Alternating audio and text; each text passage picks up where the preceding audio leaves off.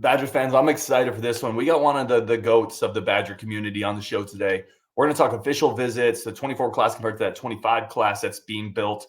Some question and answer stuff from you guys from the community. A lot to get into on today's Locked On Badgers. Really excited for it. On Wisconsin, and let's go. You are Locked On Badgers, your daily podcast on the Wisconsin Badgers. Part of the Locked On Podcast Network, your team every day. What's going on, Badger fans? Welcome to Locked On Badgers. Thank you for making this one of your first listens every single day. I really appreciate it. Thank you for making us a small part of your day. And with the great guests, we get right into it. We got Jon McNamara on the show today, editor, recruiting analyst over at Badger Blitz, part of the Rivals Network, longtime analyst and commenter for the Wisconsin Badgers. Jon, second time on the show. That's a pretty big deal. Not everybody makes it to number 2.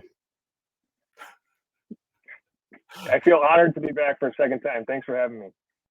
No, it's an honor, and I'm humbled to have you. We'll get smarter having you on. And just want to jump into it. One of the biggest questions we've gotten, I asked, hey, we're going to have Jon on the show. A lot of questions. How does the 25 class kind of comparing up to this point with the 24 class that I thought was really, really good? Is the 25 class going to stack up? Well, I guess there's two ways to look at that. You can look at just pure rankings, and if you look at that 2024 class, which I thought was excellent, that class finished 19th in the country according to Rivals, and there's a long way to go in this class right now. I don't see them eclipsing 19. So if you're just going purely on where they stack up in the national rankings, I don't think they're going to get 19 or higher than that. But if you look at this class, I do think that there's some guys to get pretty excited about. And obviously, with the news today of Jameer Scott with Rivals, we have him right now in the Rivals 250, and obviously he's had a pretty big spring, and he's a pretty significant piece for Wisconsin's 2025 class. But right now though, he's the only 4-star according to Rivals. So I think if you're kind of looking at those early stars right now, it doesn't necessarily stack up to that 2024 group, but I think a lot of that is because that 2024 group was so good. And I guess I would also say that, let's just kind of see how things play out this month specifically, in the commits that they're able to get and the work that they're able to do, because I think they're not even halfway done. I think this is a class that gets to 24, 25 guys. So there's still a long way to go. There's still adjustments in the stars, adjustments in the rankings. But I think if I were to predict what happens in December, I don't think this is a top 20 class, in terms of the national rankings. Well, you mentioned Scott taking that jump up. Kind of two-part question with Scott. What was kind of the impetus behind that jump? And then is there another guy you look at on the rival side, someone you're looking at and you're like, I think that there might be a jump with more senior film on that guy coming down the pipe? Yeah, I think with Scott and, the people that I've been able to talk to, he's shown out really well at camps. And I think the one thing that's popped up is the versatility that he's shown. Right now we have him ranked as a cornerback, and he projects to that safety position for Wisconsin, but he can play in the slot. He could play corner if you needed him to. He could play deep safety. So I think that versatility piece is something that really has stood out with him this spring. And, it's attracted some other schools. You've had Michigan show up at his school. You've had Ohio State show up at his school. So, programs are taking notice, but that's a good thing. I think if you're Wisconsin, that Wisconsin coaching staff, you're recruiting guys and you're landing commitments from guys that are at that level of Ohio State or Michigan or whatever school might be out there. So I'm not indicating that anything's going to happen, but schools are sniffing around Jameer Scott because he's that caliber of player. Well, taking under the hood a little bit with Rivals, if you can, when those schools sniff around, especially when it's like a Michigan. I know we saw that some last cycle. Alabama tried to get in on a few guys. As a recruiting analyst, do you then go back and say, let's look at this film again? Is that maybe the start of reevaluating a prospect? Yeah, I think it is. And if you even go prior to that, I think that initial step is, okay, this guy is starting to get offers. So, let's take a look at him as maybe a guy that we haven't ranked yet.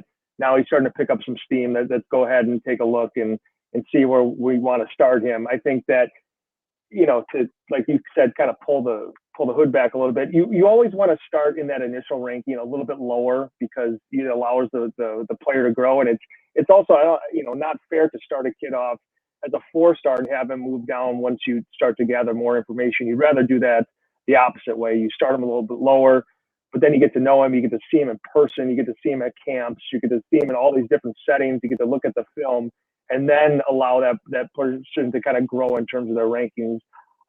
In terms of, a lot of people ask, what do I have to do with star rankings and stuff like that? I don't have a ton to do with that, but a lot of times I can provide, my insight when I see a guy on a Friday night, or if I see a guy at camp, I can say, hey, this is kind of what I'm thinking about this guy, and this is what I know about him. I've seen him in person. He's a legit 6'2", whatever it might be. And, I kind of provide that to our national team. And, that's a group of guys that handle the rankings and the stars and all that kind of stuff. And to be quite honest, I don't envy them in the work that they do. And, Wisconsin was kind of on the good end, I would say today with Jameer Scott bumping all the way up. But a lot of times fans look at it and they see the opposite. But when guys drop, more often than not, it's because someone has elevated above them, not because they have done something to fall drastically. It's more so of people getting eyeballs on kids that they maybe haven't seen to the extent that they wanted to, and said, hey, look, we got to get this kid up X amount of spots. And so more so it's because kids are elevating, not because that specific kid has done anything to drop in the rankings, if that makes sense. No, that's great insight. And every fan base thinks they've got guys that are underranked, and every fan base thinks Rivals hates them.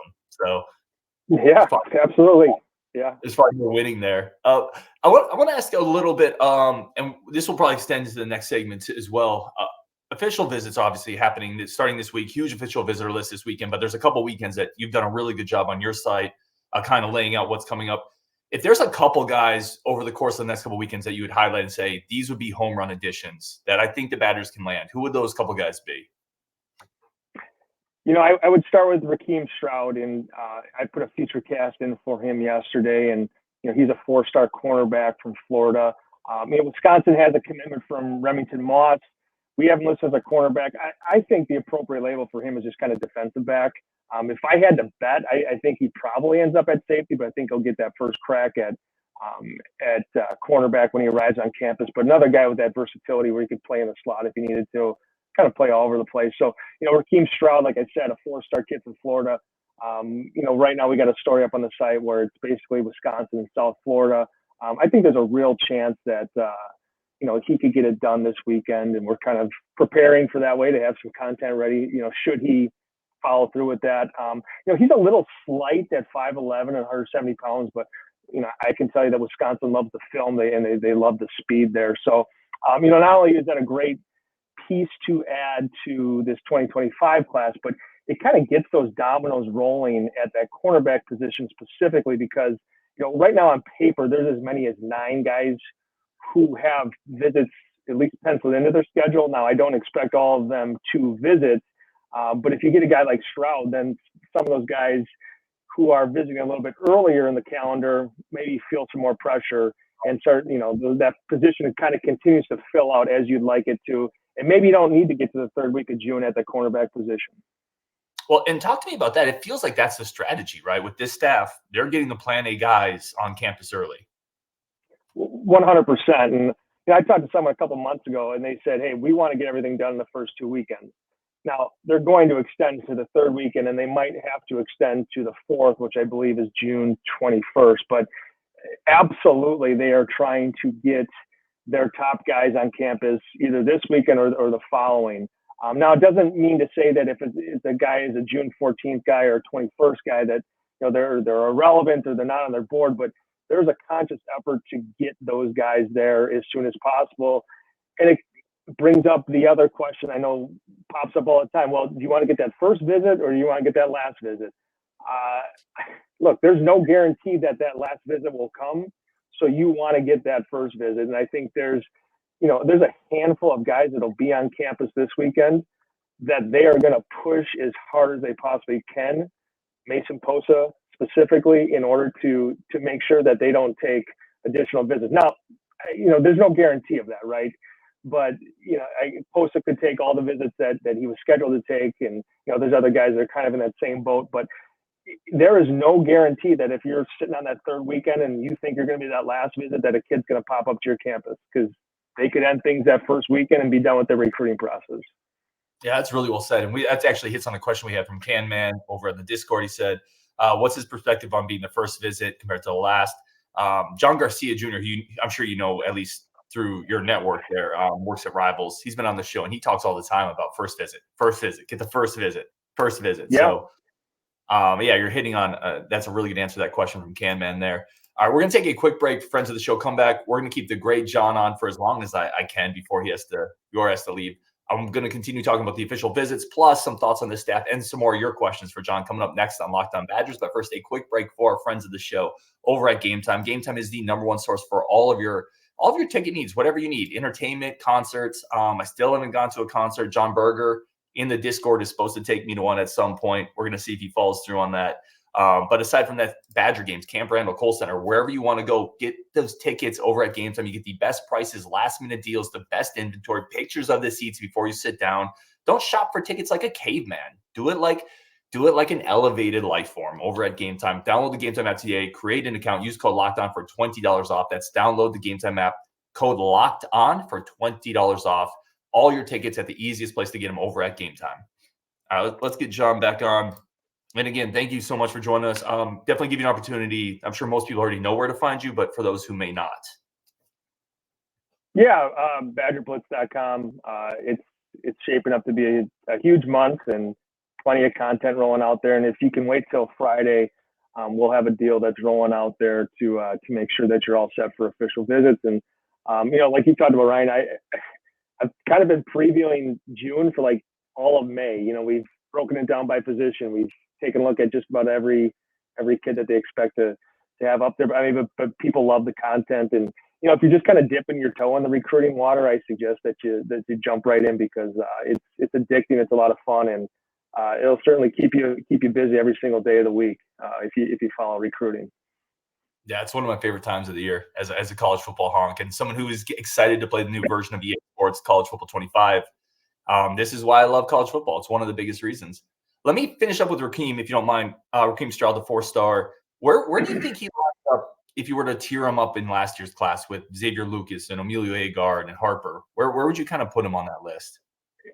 Yeah, it's a good question. That was the best cornerback class that Wisconsin signed. Now, obviously, I'm talking just specifically as high school recruits. Now, you don't know how those guys are going to pan out at Wisconsin, but you start with Xavier Lucas.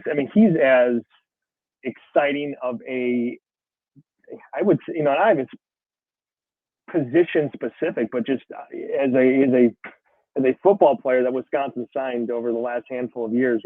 A 6'2", 190-pound defensive back, likely can play cornerback, 4-star kid who was getting a very significant late push from Miami. Florida State was in the mix as well. So I don't think that Stroud is at that level. Emilio Agard is another kid I think is really polished. If had he been here in the spring, I think you'd talk about a guy that is potentially seeing reps this fall.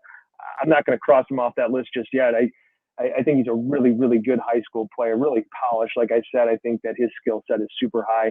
Maybe not the ceiling that Lucas has, but I think he's going to be a really good football player. And then Jay Harper's kind of like the forgotten guy that no one talks about, but I think he's going to be a really good player too. So, if you put Stroud in that 2024 class, I think he's probably below Lucas, maybe a tick behind Agard, and he's kind of in that same conversation with Harper. But those are all really good signees. Like I said, from that 2024 class, I think it's the best corner class that Wisconsin signed, during the Rivals.com era, which goes back to 2002. So, but Stroud, like I said, he's a 4-star kid on our side. He's a good football player, and Wisconsin would love to have him and lock him up this weekend. Let me ask you this, as someone who's followed this for a long time, is this the most surprising element of this staff, the ability to recruit defensive backs, right? Because you look back to his first year as Amari Snowden, obviously brought Braden Moore over. Last year, he had that cornerback class you talked about. This year, Jameer Scott has made the jump. They're in on a bunch of really talented DBs. It feels like we didn't expect this level of recruiting in the secondary. I would agree with that. And that's just a position that's been difficult to recruit for a long time. And a lot of that is, the geography of it. I mean, you can count on one hand the number of, Power 4, Power 5 cornerbacks that have come out of the state. Trey Waynes, the kid that went to Minnesota years ago. He's from the Milwaukee City Conference. His name is kind of escaping me right now. Trey Poteet in this class. Eric Murray. Okay, that's the kid that went to Minnesota. I think he played in the pros too. So there's just not a lot of guys. So a lot of times, if you look at what Bielema did, he'd go down to Florida and you'd be battling, like the Wake Forest and the Vanderbilts of the world for kind of borderline 3-star cornerbacks. And look, some of those guys panned out. And they've also hit on a guy like Sojourn Shelton, who was he started as a 4-star but bumped down to a 3-star. So they've had success doing that. But at least on paper, the room that this group has put together in a short amount of time is awfully impressive. And just to be in those conversations with a kid like Xavier Lucas, I mean, that would have never happened. It would have never come down to, the wire for a kid like that. And they just didn't sign those type of kids under previous recruiting staffs and previous recruiting head coaches and stuff like that. So yeah, I would agree with you, Ryan, in that like that cornerback position specifically looks awfully good, and it's completely revamped from the time that Paul Chryst was there. Yeah, I'm right there with you. I mean, to pull Lucas away from Miami, who wanted him, who made a late push, that's as impressive for Wisconsin, for a Midwestern program to do as I can remember. Give me another guy. So we talked Rukeem Stroud. Give me another guy who you think would be a home run when you start looking at this group of official visits. There's a handful of guys, and I know that, we talked a little bit about Mason Posa, the linebacker from New Mexico. Right now Wisconsin likes him on the inside, but, the people that I talk to say, okay, yeah, we like him an inside linebacker, but he's going to be like, if Wisconsin were to get him, a lot like Jaheim Thomas or Christian Allegro, where, okay, first and second down, you can line him up on the inside, and then third down, which I think you'll see Thomas do potentially a little bit this year, is, he can rush the passer on obvious passing downs too. So, that versatility they love. If I had to take a guess, he's probably the number one recruit on Luke Fickell's big board. He loves those wrestlers, and I think that he's just kind of a guy that fits Luke Fickell and then his culture and his personality extremely well. So he's way up there for Wisconsin. I know when they get him on campus this weekend, you're looking at Oregon and probably Texas A&M as those 3 schools to watch for him. Kate Petrick is probably their top remaining defensive lineman on that board, and I know that a lot of fans want to talk about defensive line recruiting and where it's been and what they're doing. I can tell you pretty safely that he's likely their top target, and I would look at Wisconsin, Oklahoma right now for him. Coin flip right now, I'd probably say Oklahoma, but Wisconsin, has got him on campus, I think no less than 3 times, and obviously getting him up there this weekend is going to be huge for them. So we'll see what they can kind of do in his recruitment. And then Najee Davis, the tight end from Indiana, his offer list isn't maybe up there with some of the others that are going to be on campus there, but I can tell you that Wisconsin feels like he's one of the better tight ends in the country in terms of his skill set. And obviously he's a little hampered by, I shouldn't say that, he had a knee injury that maybe set his recruitment back just a little bit, but Wisconsin got him up in I think late April, and they really liked what they saw there. They liked the person, and they almost immediately scheduled him for an official visit. So they feel like he's a very, very good fit in what they want to do on offense. I've been told a bigger Jackson McGowan. So I mean, that's a pretty big compliment, because I know that the staff loves him too. It feels like, and you hit on this, man, it feels like Posa is a guy. It's almost like when guard gets a guy on campus, he has to close, and the longer that recruitment goes, the more it feels like it gets away. Posa feels like that guy on the football side. Like, I feel like they have to close him quick. Yeah, his recruitment kind of has a Tackett Curtis feel to me right now, where like Wisconsin's done everything they can do for him. And I'm not saying Wisconsin's going to come out, in second place right now. I think these official visits will be key for him, but they just in terms of the fit there, I think it'd be an excellent fit for Posa at Wisconsin. And Tackett Curtis, the effort that they put into him and to come up just short, I knew that was difficult for that coaching staff, but that's just kind of how recruiting goes. But we'll see. I think anything can happen this weekend, and I know that they will, make him feel like he is the absolute top priority at that linebacker position. We'll see how it shakes out come Sunday. Hey, thoughts on the new staff? Obviously, there was a lot of staff turnover. People were, I don't want to say frustrated, but a little concerned losing Hitchler, who did so much recruiting, heavy lifting. Early impressions on Grinch, Blazek, Guyton, kind of this entire staff turnover over the offseason. Yeah, you mentioned Hitchler, and his impact can be felt, right? I mean, that his connections to the East Coast, Philadelphia specifically, Maryland, were absolutely legit. He did an excellent job in that 2024 recruiting class, but recruiting doesn't die then. You have guys that kind of pick up the pieces, but his loss was significant in recruiting. I think you saw some guys who were top targets in his 2025 class who, at least early on, were really connected with him, that kind of fell off the board a little bit because that connection was lost. And, Wisconsin obviously has put some people to, in those spots to try to, reestablish those recruiting territories. But, that's kind of easier said than done. I think of the guys that you mentioned, Blazek is, probably the guy that gets talked about the most. And, from just talking to people that have been able to work with him and the recruits that have been recruited by him, the early returns have been, really significant. And I would go back to, even a guy like Owen Strebig, who he reached out to me after getting a chance to talk to Blazek, because he's like, hey, look, I met this guy. I came up for a visit. I think Wisconsin fans want to hear about him. Obviously, Wisconsin didn't get him. Blazek coming in at a pretty difficult time. Talking to Strebig, he's like, hey, this guy just got off the plane and went to meet me. The first thing he did. I don't think he even had a hotel room at Wisconsin scheduled. Came right to see me. And, those are the type of things that you hear about him on the recruiting front, the relationship building, the time and the effort that he's putting in. Obviously, he helped Wisconsin land Cam Clark. It'll be interesting to see what he can do this weekend with a guy like Logan Powell, Nolan Davenport, and how he kind of finishes this class. So I think the early returns on him have been excellent. And then you look at a guy like Kenny Guyton, who helped Wisconsin land Cameron Miller, who I could tell you that staff is really excited about. They think he fits that slot position extremely well. And he's going to have some more targets come on campus over these next 2 weekends to see what he can do to kind of finish off this wide receiver class. And then you have a guy like, Grinch come in who, walked into the commitment of Jameer Scott. That's nothing against him. That's just the timing of it. Gets Grant Dean. And, I think the Emmerich kid come up, most likely factors in at safety as well. I think he's pegged to that dollar position. So, maybe you see what he can do in this 2026 class once he's got that full body of work to work in the full recruiting cycle. But I think the returns on Guyton have been really, really strong. But Blazek, I know that guys are fired up about him. And then, to take it away from recruiting, I think that a lot of people within that program expect the offensive line to take a significant jump in the right way with Blazek working with that group, this fall. It feels like it's been a bumpy road, but it feels like they have the offensive line coach they want in place, and it's going to be good for a while now. Like it's been too much turnover, but turnover has maybe led to the right guy. That's a way to put it.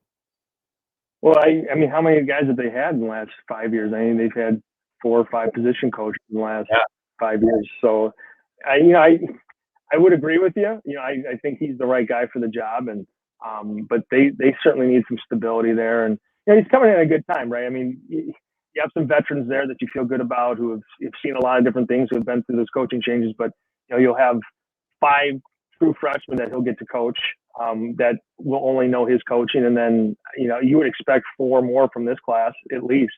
So it's going to be a young group that will largely be recruited by and coached by Blazek. So I think that's a good thing. You got to make sure that he's around for a couple of years because there's, like you said, there's been a lot of turnover at that position. Right. And I'll just echo what you said, not just from players and recruits you talk to, but from people inside the building. It seems like everybody loves him, which is a great first step. All right, let me bang on some comments, because otherwise I'm going to take up all your time with my questions, and that's unfair to the people who submitted questions. So we're going to shift gears really quick here. This is from Izzy over on the subtext. What do you think of Guard's potential shift? I mean, it's not like he's come out and said, hey, we're only going to recruit internationally, but it seems like there is a movement there. Thoughts on maybe that as part of the strategy? I think that's part of it, but it's not going to be, okay, we're only going to recruit guys who live overseas. I credit guard for kind of exploring every avenue, right? And Kurt Penny gives you a little bit into that. And with Randall, that's what they brought up a little bit too, is his, ties internationally and his knowledge of players overseas. And I don't know, with Zach Edey, like he wasn't able to collect NIL money. So maybe it's a cheaper way, get players on the cheap. We don't have to pay them NIL money. I'm kidding about that. But I know there are people that no matter what guard does, they'll say he's an idiot and he does nothing good. But look, I think he's trying to think outside the box. I think he's trying to explore every avenue.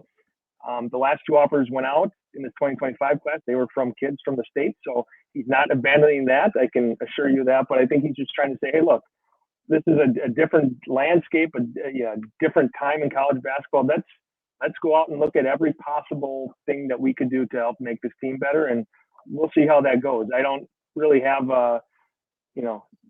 other countries charted in terms of their top talent. So, if new names pop up, I'll have to research them just like everyone else does.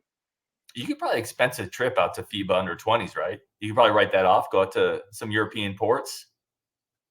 I suppose I can write it off. I don't know how much that'll do me any good, though. Next question here from Zach. I think we talked about this a little bit. Any recruits you're watching possibly for a commit this weekend? I know you mentioned Rukeem Stroud as someone that they're going to push, Mason Posa. Is there anybody else that it feels like, without giving it too much away, obviously you have stuff behind your paywall as well, but. I'd say Davis too. We talked about the tight end from Indiana. That feels like one that Wisconsin's going to come out on top for. I don't know if it's going to be this weekend or if it kind of extends there. And then Muizz Tounkara, the kid from Texas. When I talked to him after that offer, he's like, Wisconsin's my dream offer.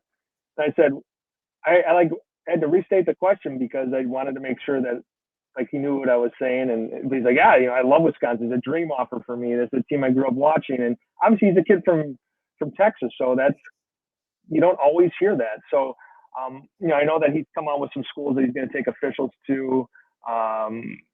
Arkansas, I know, is one of them. That's a big player for him.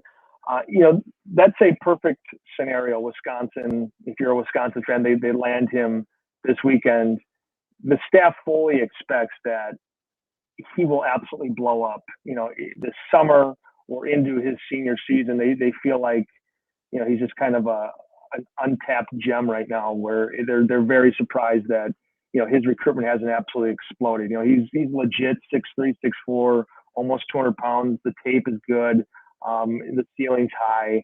If Wisconsin able to sign him in December, I think that's a significant get because, what do you hear about at that wide receiver position? Well, when are they going to get a boundary with some size? Well, this is a boundary with some size, and it feels like he's the type of player that can play the highest level of college football.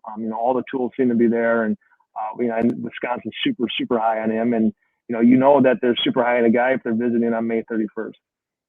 No, that segues great into White Marlon's question. I think you nailed it, talking about Tounkara and if he blows up, what it looks like. I do gotta wonder though, how does a receiver from Texas grow up watching Wisconsin? He knows what position he plays, right? I mean, that's what I said to him. I said, "Are you sure?" I don't want to try to talk him out of it, but I said, "Are you sure?" Okay. I just want to make sure, because I'm gonna put this in the story, but he's like, "Yeah, I love Wisconsin. I grew up watching them. I saw them on TV. So, hey, look, we'll see what happens this weekend. That's another Kenny Guyton guy. He's got those connections in Texas. That's what we heard about him when he came from Arkansas. So, that would be a significant get because I think that, this is a kid that's just kind of starting to scratch the surface in terms of his potential and potentially recruitment. So, we'll see what kind of twists and turns things, twists and turns that kind of happen in his recruitment, in June and beyond. Let's get into this from Jerry Raid. Maxwell Roy famously doesn't talk a lot. He's not really in the media much. Same high school as Emilio Agard. Blue chip defensive lineman. Any interest there? Any information there that you have? Yeah, he doesn't talk much. I will concur with that.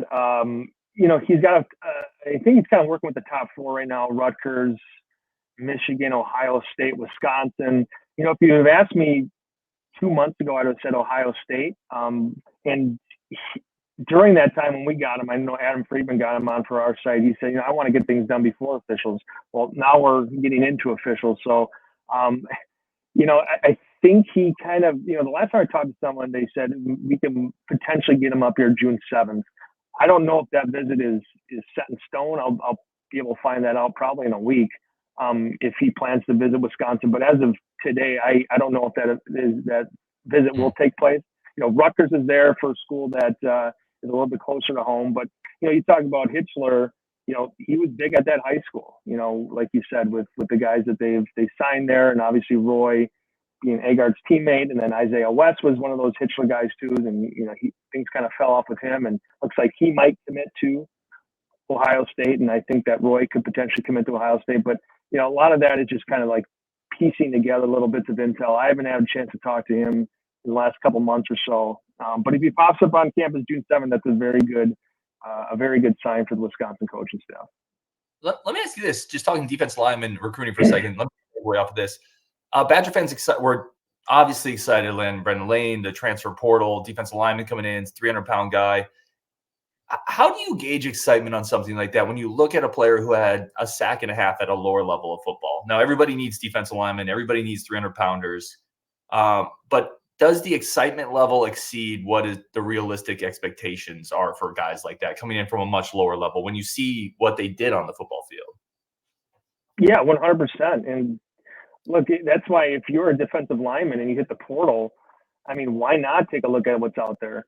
A guy like Rodas Johnson, and not Rodas Johnson, he was I would say an average player for the Badgers, and he went to Texas A&M, and I'm sure he got paid a pretty good chunk of money. And Gio Paez and LSU came out and said, well, we're not in the position of buying players, but some convinced him to go to LSU, and because I kind of assumed that he was just going to be done with football, but maybe LSU came and said, hey, look, we got a spot for you. So there's no more overvalued position in transfer portal on the defensive line, but look, there's just not a lot of those guys out there. You look at a guy like Elijah Hills, who was kind of working second, third team for Wisconsin, but he was pretty heavily recruited, in the transfer portal. Not by some elite schools, but there were a lot of Power Fives that were on him, that were wanting to get him on campus, and then he gets to Wisconsin and he's not blowing anyone's socks off. So I think if the expectation for a fan is for Brandon Lane to come in and be like a first team all conference guy, I don't necessarily see that happening. I think he's going to be a nice piece.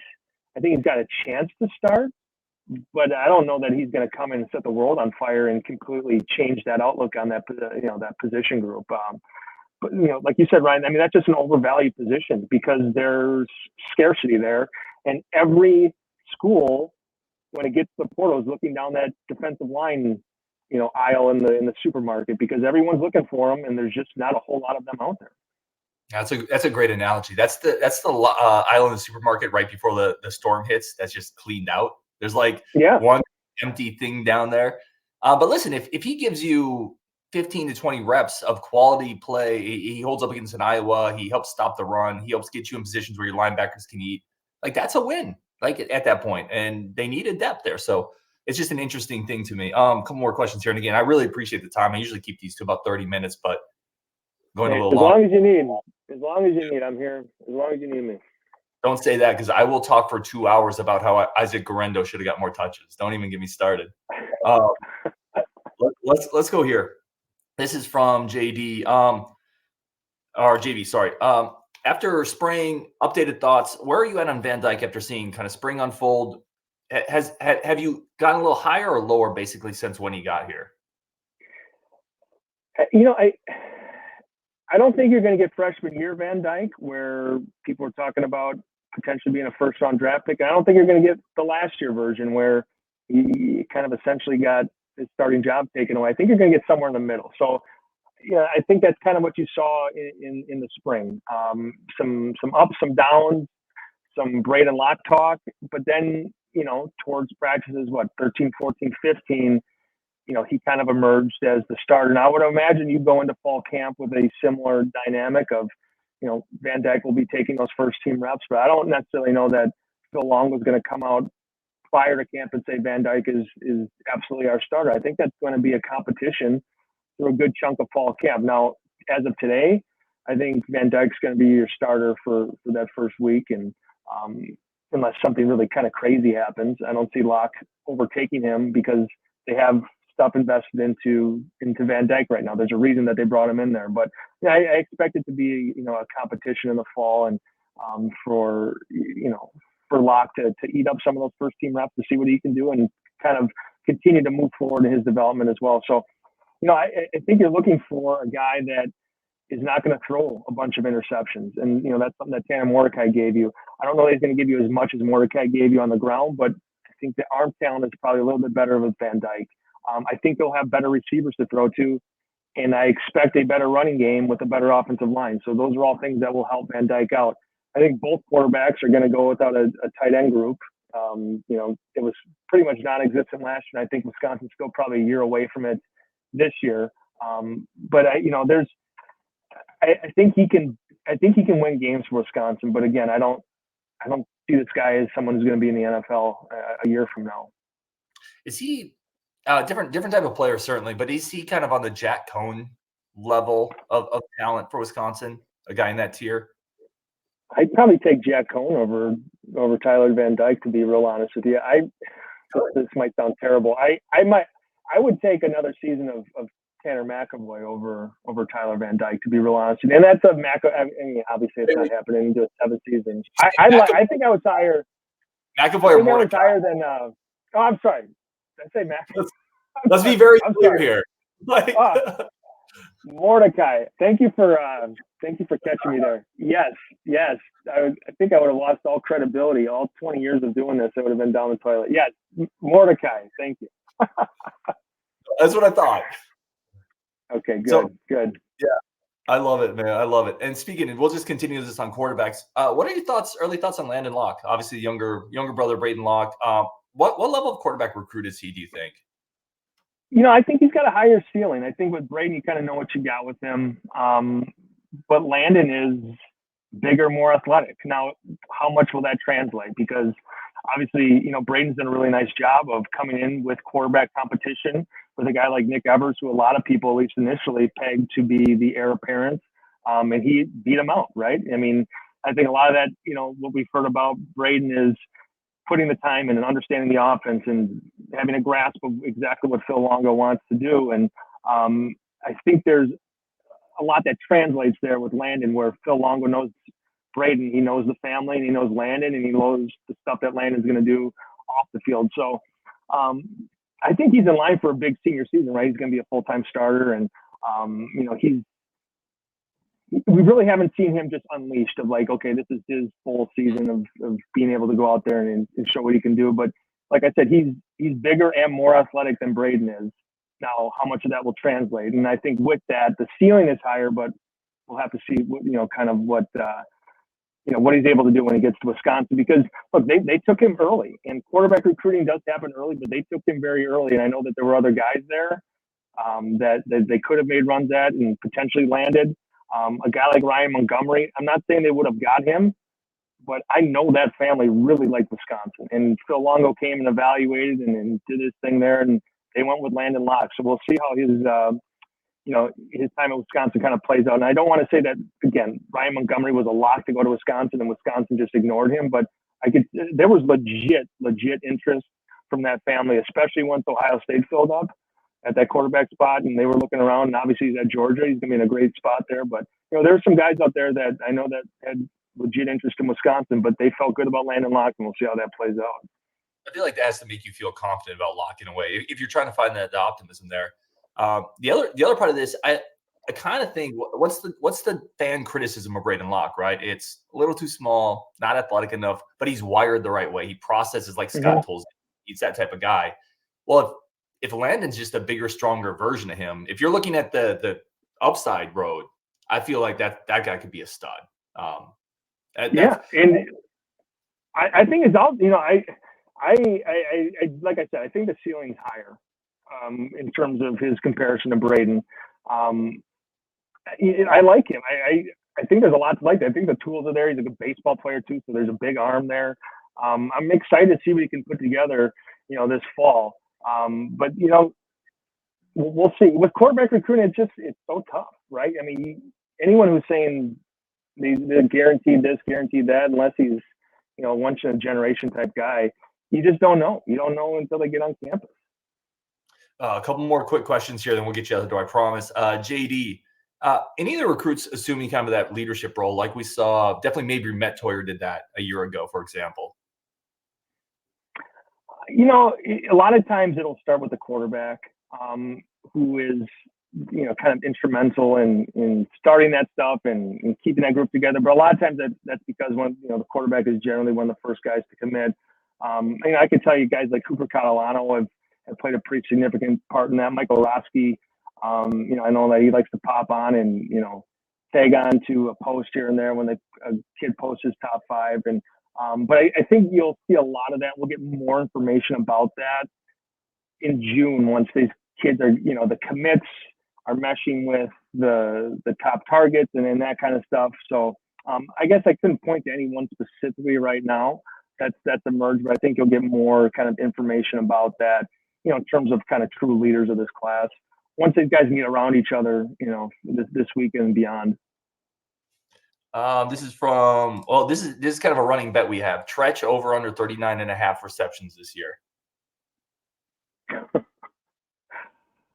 Oh man, give me the under. That's where I'm at, and it's not a knock on. That's a lot of catches. Giving you a Pauling. What did Pauling have last?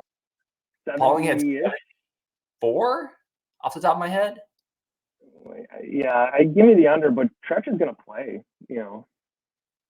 Yeah, and then Freitag. Oh, Daniel Freitag 15.5 minutes over under. Oh man. Give me the over on that. That's where I'm at too. Blackwell was at 8 last year. I feel like Freitag can get in that range.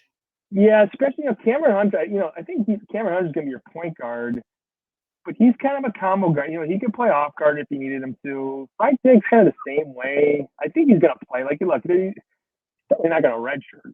And I think there's minutes to be had there. Obviously, I don't know how much. Cameron's not going to eat up the same kind of minutes as Chucky did. So I think that you could turn to a guy like Freitag and say, hey, look, we want you to play and we want you to eat up some minutes. And I think he's capable of that. Like physically, I think he's ready to go. We'll see what he's able to do. I think the biggest thing with him is, can he shoot at the level Wisconsin's going to want him to, and can he defend? But I think he'll play. I guess he'll go the over, but we'll see. Yeah, I'm on the over too. And last question here is something we can talk on the Discord. I got asked to ask you this as well. 3 highest upside players on the football roster, counting the 24 class. So if they hit their realistic ceiling, who are the 3 best players on this roster? Oh man, we've had a lot of Haywood. Yeah, Haywood's been brought up a lot. Kevin Haywood, I think that people feel like he is a legit future star. Obviously, he's got 15 practices under his belt, so I get it. I'm not crowning anyone a future Pro Bowler right now. I'm just talking about guys that I know Wisconsin loves. Thomas Heiberger, I can tell you that there's a few staff members who were, have him atop their board in terms of upside. Lucas too, I feel like maybe I'm saying the same guys that a lot of people have, and I know they're all 2024 kids, but Lucas has the feel of this is a cornerback that, if everything goes right, could be like a first or second day draft pick. I mean, I know that hasn't happened at Wisconsin. Look, I understand what I'm saying, but in terms of where he's at right now and the measurables and where you think he could potentially be, I think he's certainly up there as well. I'm trying to think of someone that's not in the 2024 class that I could maybe name. 4 guys. So I listed 4 guys when I did this exercise. You've hit 3 of them already, but my other guy is not. The other guy is not in the 24 class. I purposely said I have to take someone that's not in that recruiting class. Okay. Let's see if I can guess who you picked. It's easy to go there. So it's so easy. Give me a hint. What position? Safety. Braden Moore. So I went Wohler only because I feel like when it's almost like minor league baseball. The guy who comes up to rookie ball right away, you're so high on him, and you kind of forget the AA superstar. who's been in the system for 3 years. Like, I think Wohler's already a star, and I think he has a bit of another gear with more talent around him where he doesn't have to make every tackle. So I went Wohler because I think he's an NFL guy. I think he's an NFL guy too. I think this will be his last season. Like you said, he's a star already. And I think he's going to be, a guy that you talk about as a team captain this year too. I think there's a lot of that he brings off the field as well. It's going to be beneficial to his team. I just don't know ceiling wise and is how high he is. I love Hunter Wohl as a player. He was maybe one of the more exciting kids that I've been able to cover, just recruiting wise of high school days. I think he's probably the best defensive recruit that I've seen from inside the state, over the last 20 years. Dominic Sazowskis is up there as well. But I mean, put on Hunter Wohler's junior film. I mean, put on his sophomore film from high school, and I mean, it'll knock your socks off. I mean, he's this absolute headhunter, and he just covers ground. And obviously that translates to Wisconsin too. So I think he's a guy that plays on Sundays, but I'm excited to see what he can do this year. He could potentially take another big jump because he was certainly a focal point for Wisconsin. This past season, I think there'll be better pieces around him this year, specifically that linebacker position. If you want to go for another 30 minutes about how they've improved that linebacker. That's gonna have to be another show. Like I said, I could talk to you for an hour just on Isaac Orendo, and then Hunter Wohler could be another hour. So, man, I've already kept you for 46 minutes. I really do appreciate it. If you're listening to the show, please go follow, if you're not already, McNamara at McNamara Rivals. Go check out his work over at Badger Blitz on Rivals. Jon, thank you so much, man. I really do appreciate it.